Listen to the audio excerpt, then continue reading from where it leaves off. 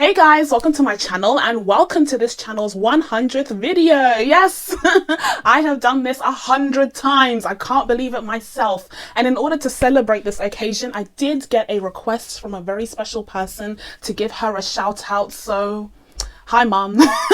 She requested a shout out in this video and I thought since it is the 100th one, why not honor that request? But I hope you guys are all doing very, very well. I just watched episode 7 of Lovecraft Country. Let's talk about it. So in this episode, continuing on with the theme of this series, which is kind of having these specific episodes that focus on specific characters, this time around we got a look at the character of Hippolyta. Now this is a character that has for the most part been in the background this season. She has played somewhat of an important role in terms of gathering some of the necessary pieces to kind of bring together for the finale of the series, but just in terms of the character overall, she hasn't really been put front and center in the story as of yet. But this episode changes that because we got a very interesting, fascinating deep dive into this character and her psyche, and I have so many thoughts on it. As per usual, I'm going to be diving into the events of this episode based on the characters that made an appearance here. But before we dive into my analysis of this episode, please be sure to subscribe to my channel if you haven't already and turn on your notifications so that you can be told when I upload next. Okay, so without further ado, let's get into it. So as I mentioned, this episode focused on the character of Hippolyta. We see at the beginning of this episode the continuation of the cliffhanger that we were left with in episode 5, I believe, or episode 6, where we saw her make that dramatic U-turn back into Arden so she could figure out what happened to her husband, because she'd always been suspicious about the truth and the reality of what had happened to him. She didn't quite believe Tick and Letty's story. We see her make that sharp U-turn, and in this episode we saw what happened when she arrived at Arden at the site of the house that had been burned down. Now, it's rather convenient in my opinion that she managed to find the front page of one of Diana's comic books, the ones that she gives to her father before he heads out on his journeys across the country. I thought that was a little bit convenient, and there are a lot of elements to this character that I think are somewhat convenient. If I think back to some of the previous episodes, for example, when she found the Ori at Letty's house and she just decided to take it, I guess on a whim, she was kind of drawn to it and she decided to kind of steal it from someone else's home.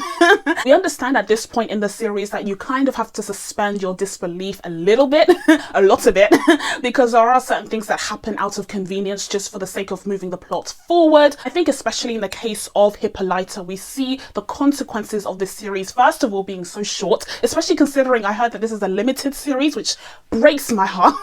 I am so heartbroken that this is just going to be a limited series. I hope by some sort of miracle it's going to get a second season because I love it. I love it so much. But if it is the case that this is a limited series, already you have so much story to cram into these 10 episodes. But then you also take into account the approach that this show has taken, which is to focus on as many of these characters as possible, as opposed to the typical approach of focusing on the main character, our hero, and perhaps a couple more characters as you go along. Here we have a case where the characters are being developed left, right, and center. They're getting their own story arcs, their own character arcs in entire episodes. And that kind of has the consequence of having to fast forward along a lot of the development of each of these characters because you have a lot of ground to cover and you're not able to do so in any real depth. So again, going back to this episode, while I will say they definitely explored Hippolyta's psyche in depth, but at the same time her actions previously have been pretty much brushed over for the sake of moving the plot forward. We see that after she realizes that George had something to do with that house in Arden, she's no longer trusting of Letty or Tick. She was already suspicious of them beforehand,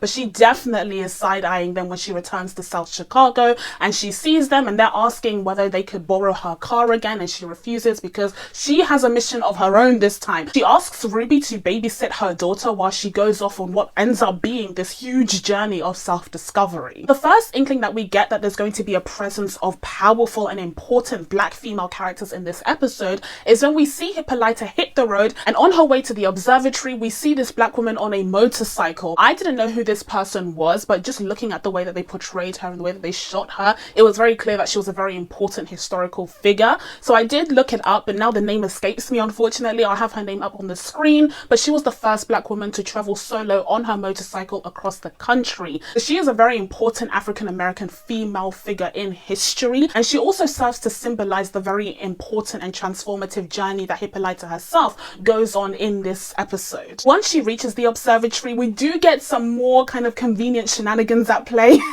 when we see her doing this complex math that is displayed on the screen in a beautiful mind kind of way. I don't think we really need to go into that territory in order to show her, you know, being very intelligent and working out how to use the machine, which, by the way, isn't a time machine but rather a multiverse machine, which I can 100% get behind as someone who's a firm believer in the many worlds theory, but I digress. Everything suddenly comes into sharp focus when she is approached by those two police officers who have been charged with taking care of that machine and guarding it. And in that moment, she makes one of the worst decisions of her life, because even with Tick's intervention, she ends up killing one of the cops. But before she has to deal with the consequences of that, that is when she heads off into another dimension. And that is when she finds herself in this white futuristic room that has been guarded by this incredible Black female figure.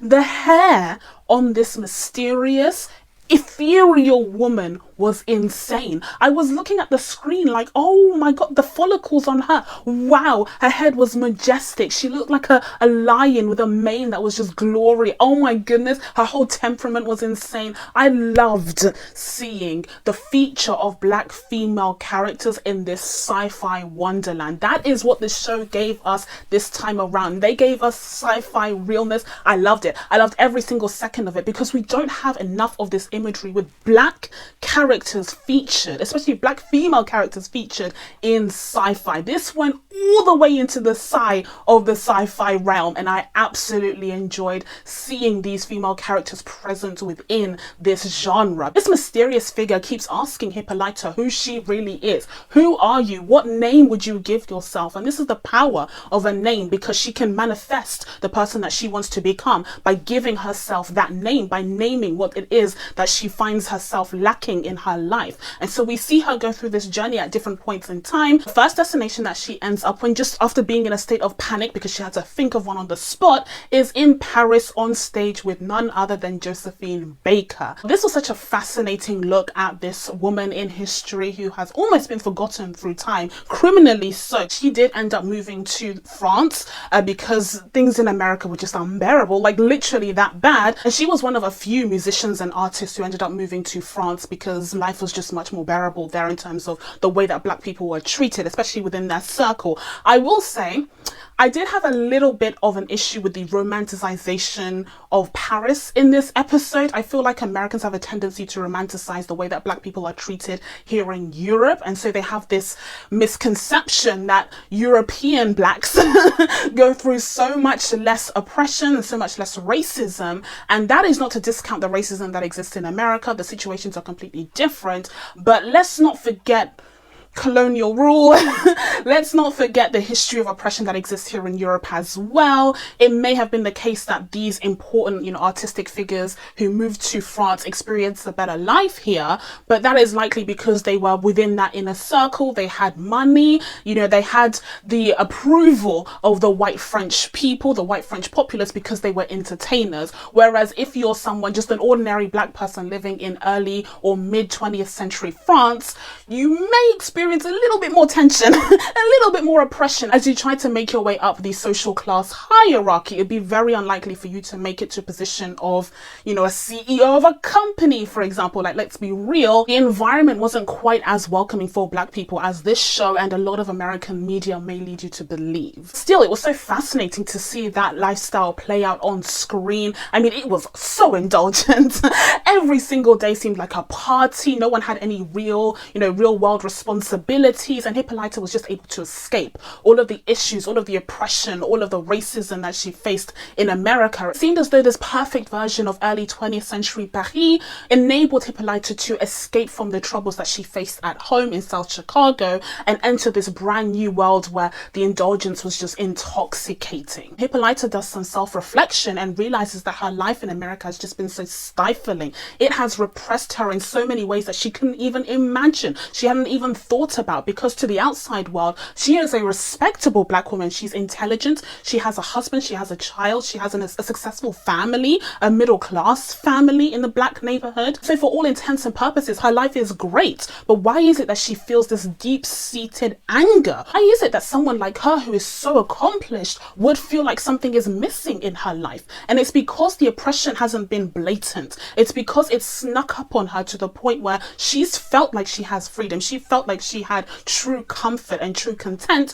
when really it's only when she was exposed to true freedom that she realized that that's far from the truth. And it's through her conversation with Josephine Baker that Hippolyta makes this realization in the first place. Now, I don't know about you guys, but I couldn't help but notice that that conversation was a little bit friendly, a little bit over familiar. Okay, the whole environment seemed very bohemian. It seemed very free and easy. We even got a little cameo from Frida Kahlo herself. I think this was kind of alluding to the queer relationship that Frida Kahlo and Josephine Baker were said to have had. And Josephine's conversation with Hippolyta in that scene definitely alluded to that as well. Once Hippolyta is able to give a name, and once again we're highlighting the importance of naming things here, naming people, naming feelings and emotions that may have been repressed. Once she's able to give a name to that feeling, and it is anger, she then heads off to another destination, this time to Dahomey, where she meets some female Amazon warriors. Now this scene I think was designed to kind of transform the character of Hippolyta from someone who was repressing the anger inside of her and holding her tongue throughout her entire life to someone who's able to use that anger and channel it into something that feels cathartic for her. Because we see at the end of her conversation with Josephine that she feels like killing all white people to the point where I'm like, oh, okay.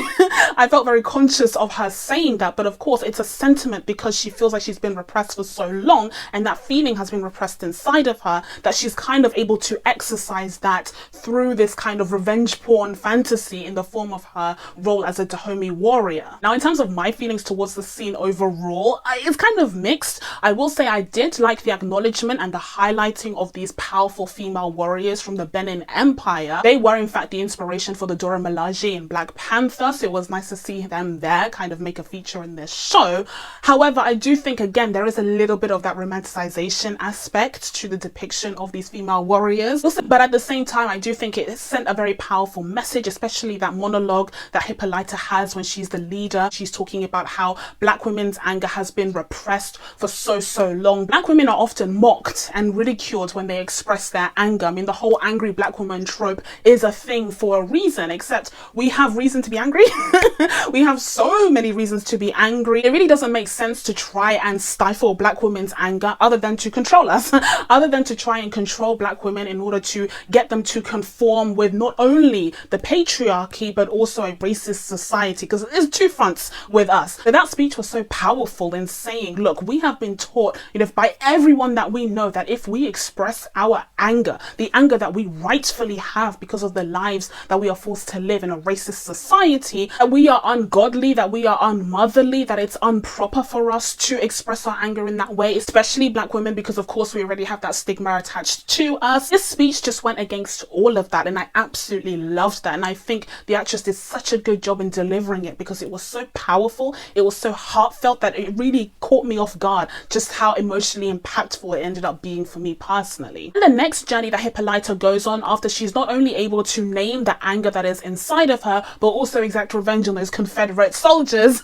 she then finds herself lying next to her husband, where they have a very interesting but difficult conversation about the role that he has played in stifling and shrinking Hippolyta. Now, Hippolyta does mention that she had already started shrinking herself before she met him, but upon marrying him and starting a family with him, she became smaller and smaller and smaller as her needs and her want for adventure and discovery were put on in the back burner in favor of focusing on George's needs and what he wanted to achieve with his guidebook. As I mentioned before, for the most part they have kind of fast forwarded Hippolyta's story, but I will say, to the show's credit that we did see a hint of this at the beginning of the season when we saw George call Hippolyta and invite her on his future adventures instead of just leaving her behind in order to protect her, but also because she's the mother of the household and she's expected to take on those maternal responsibilities of, you know, looking after the household, looking after their daughter. She's not really expected to go on those adventures and travel around the country in the way that George can as a man. I thought that was a very important and profound conversation that they had in that moment, where George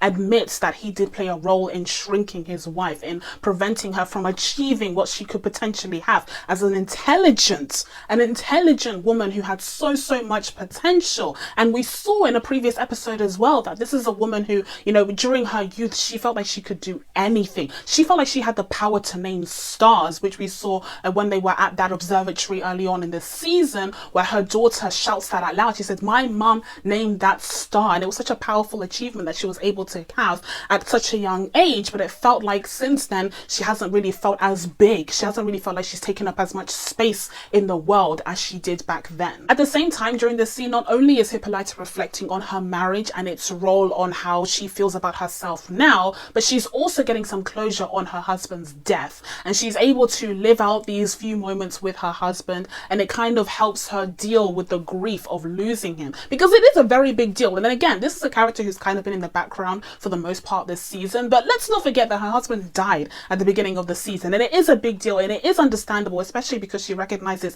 that the people around her are lying about his death. So it is understandable that she wouldn't have been able to fully process this. She needed that closure, and that's what that scene also gave her. But then we also have that very happy ending where they're off exploring just as depicted in their daughter's comic books. She takes on the role of that main character with the blue hair in her daughter's comic. It's just such a beautiful scene. I think the show made a point. The show made a point to give us the most beautiful visuals here. They were outlandish, they were absurd, but they were beautifully executed, and that was definitely purposeful, because I think the show is hyper aware of how rare it is to see black characters, black female characters in this incredible sci-fi setting, and so they relished in it. They really gave us something to behold, and I absolutely loved every single second of it. Hippolyta's journey of self-discovery ends in a very interesting and unexpected way, because she is given the opportunity to go back to her life in Chicago, back to her daughter, but it seems as though she doesn't take that chance. It seems as though she decides to stay, because we do see Tick thrown out of the portal that he went into, but we don't see Hippolyta return the way that he does. Now, this is especially surprising because once again it plays into that gender politics of Hippolyta choosing to continue on her journey, choosing to continue on with her adventure, as opposed to returning back home to her motherly responsibilities of taking care of her daughter. This is definitely something that we would inevitably judge her more harshly for, because she is the mother and she is expected to take care of her child, as opposed to George, who went on countless adventures around the country, but we didn't really think about it too deeply because he's the father and it's more socially acceptable for him to leave his family behind in order to pursue such adventures. Again, this show has made it very clear that it is not interested in portraying characters that are 100% perfect, 100% faultless. Every single character has faults to them. Every single character has been made complex, and the fact that we have this continuing on with the character of Hippolyta in this episode just continues on with that theme overall. But it's also more significant because unlike the other characters in this series who don't have any dependents yet and they don't have to take on any children and think about their futures and what lies for them in terms of how their actions will affect their children, in the case of Hippolyta, she has her daughter, and we see at the very end there that that decision might come to haunt her daughter sooner rather than later, because the police officer that was killed by Hippolyta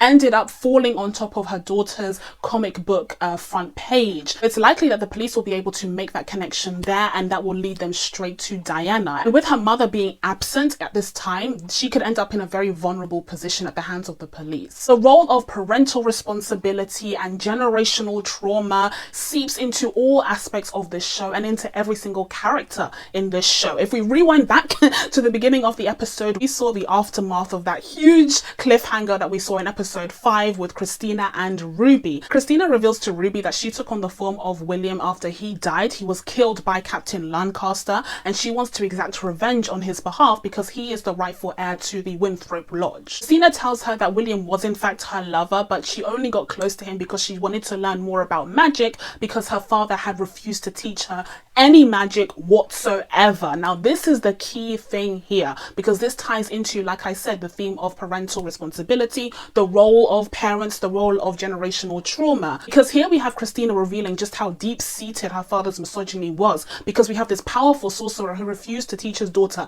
anything at all about magic, and that is just insane. She had to go to someone else in order to learn what she knows now. And we can definitely draw comparisons between Christina and Hippolyta in that way, because we do see throughout the series that Hippolyta draws on some of the knowledge of her father. She contacts him previously to find out more about the Ori, and she also calls on his knowledge in this episode where she's trying to figure out the math of the multiverse machine. But we see that her father taught her a lot, whereas in contrast to this, you have the character of Christina, whose father was also very knowledgeable, also very powerful in his field, but he refused to teach her anything. And I actually think there's a very poetic mirroring in these characters, come to think of it, because in the case of Hippolyta, she was brought up to be curious, her intelligence was encouraged, and her father really mentored her in that way. Because she was growing up in a racist society, she was forced to kind of suppress that and shrink in on herself. Whereas in the case of Christina, she was brought up to be very small, to be seen and not heard. Her father wasn't interested in her thoughts or interested in cultivating her natural ability for magic, and so she had to find a mentor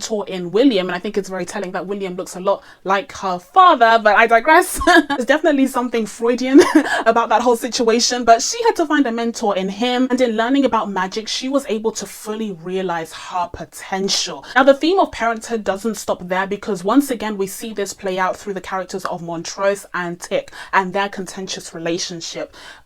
Montrose is such a difficult character, because as soon as you feel like, oh, we're done with him, we're done with his character arc, he's finally in a good place, there's always something to spark it. And this time around, things start off with this very happy and cheerful little morning with Sammy. Sammy has stayed around for the first time. They seem like they're in a really good place in terms of their relationship. Then Sammy mentions that he happened to come across one of Montrose's neighbors as he went out to buy some food, and Montrose gets very, very nervous and starts taking it out on Sammy, because he is very afraid of his sexuality and what that means for his position and even his life in that society. So already he's in a bad mental space, but then to make things worse, his son happens to stumble across him and Sammy in the same apartment, and clearly something is going on, and Tick does not react to it very well in the slightest. Now, I have to commend this show because it made the very powerful decision of having the character of Tick say a horrible homophobic slur when he addresses his father, when he sees what is happening in front of him. That was a very difficult moment again, but like I said before, this show is all about creating complexity in its characters. There isn't a single character here who is perfect, because they're not designed to be, because otherwise that would be quite boring and immature. So I commend the show for taking the decision to have Tick say that word, even if it was very uncomfortable to watch. And the thing is, I don't even think it's a case of Tick being viciously homophobic. I think he is a product of his time and the society that he grew up in, because later on when we see Tick and Letty having that conversation about what happened up there, he seems to be mostly upset about the fact that his father took out his anger and his sense of ineptitude on his son. This is the part that Tick can't get over. It's the fact that his father beat him and abused him during his childhood because of that insecurity that he felt in himself. He beat Tick because he thought he was too soft, when really deep down he was internalizing a whole ton of homophobia, and he was the one who felt like he was too soft. He was the one who felt inadequate as a man, as a manly figure in the black community during this time. And so he took it out on his son, and that is the part that Tick really gets distressed over. It's not even the fact that he's in a relationship with another man, which I think is very interesting. And there's also that added element of the fact that Tick realizes that his mother was lying to him as well, because in his head it's always been very clear that his father was the bad guy and his mother was his saving grace. But the fact that she was also lying to him about his father's sexuality, it just creates so much contention in his mind, and it's such a distressing moment for him. And I really felt for him in that moment too. And finally, when it comes to the character of Letty, we do get this huge reveal that she is pregnant. Now, again, there's not much for me to say here because she wasn't really the focus of the episode. I did like the fact that she bonded with Ruby. She apologized to Ruby, and Ruby seemed to acknowledge her apology. But again, she has so many secrets that she's withholding from her sister that I don't think that relationship is fully repaired quite yet. And also also now Ruby has her own secrets because Christina has revealed exactly what has been going on. So I feel like there's a lot more to come when it comes to the sisters' relationship. But it turns out that Letty is pregnant, and she is again another part of this whole puzzle of parenthood and exploring generational trauma. So that's it from me. Now that I told you guys my thoughts on episode 7 of Lovecraft Country, it's time for you guys to let me know what you thought of this episode down in the comments below. Please be sure to subscribe to catch new videos coming up. Thank you guys so much for watching my 100th video. I really appreciate it, and I will see you in the next one. Bye.